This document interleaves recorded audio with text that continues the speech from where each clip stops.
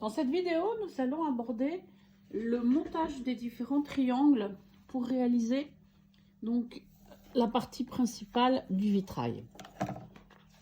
Alors, vos instructions, si vous les suivez, vous disent, ça c'est sur la page 2, que vous devez constituer une unité entièrement composée de blocs les plus foncés, donc de 4, ce que j'appellerais 4 noirs. 5 unités de blocs qui sont pour moitié gris foncé, pour moitié noir. 4 blocs composés de blanc et de gris, et 2 blocs composés de blanc et de noir. Alors, voici comment vous devez les réaliser. Vous avez donc 2 petits côtés, un grand côté. Par principe, le grand côté doit toujours se trouver sur l'extérieur. Donc, quand vous allez faire 4 grands blocs, enfin un bloc totalement noir, vous allez en fait disposer ainsi. Vous avez le grand côté. De la même façon, le grand côté ici et le grand côté ici. D'accord? Ce qui fait qu'en fait, vous ne vous retrouvez avec aucune bande noire sur les extérieurs. Cette bande noire, c'est celle que vous allez positionner dans l'étape suivante. Par contre, donc, vous avez dans le centre une espèce de croix, en fait, composée à chaque fois d'une bande noire, une bande noire, une bande noire et une bande noire. Alors, voici ce que ça donne lorsque vous avez monté les 4 unités. Voilà.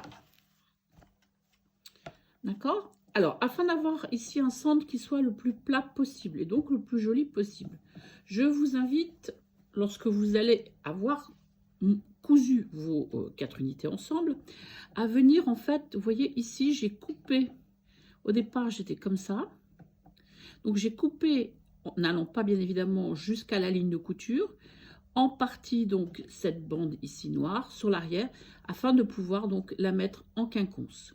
Ça c'est une chose. Pour également éviter, en fait, quand vous allez coudre ensuite les bandes noires ici sur les côtés, vous allez, si vous heurtez en fait à ce genre, ce qu'on appelle les oreilles de chien, les dog ears, c'est-à-dire vous avez ici une pointe.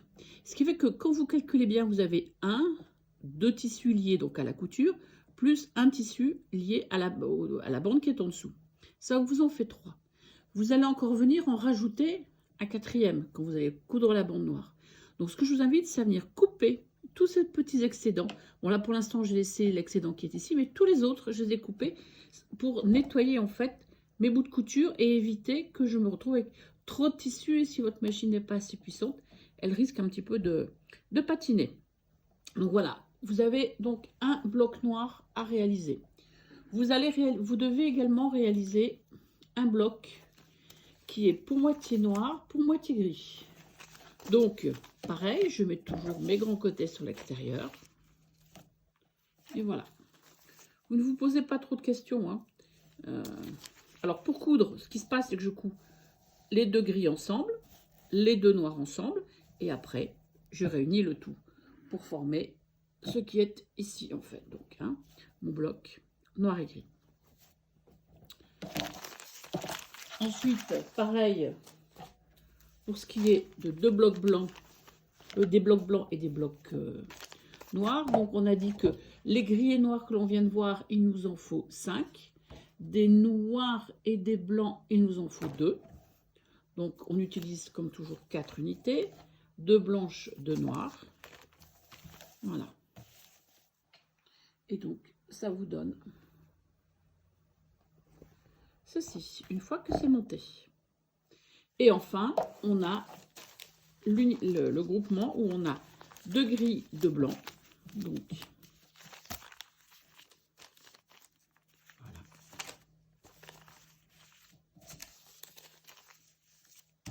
Et vous vous retrouvez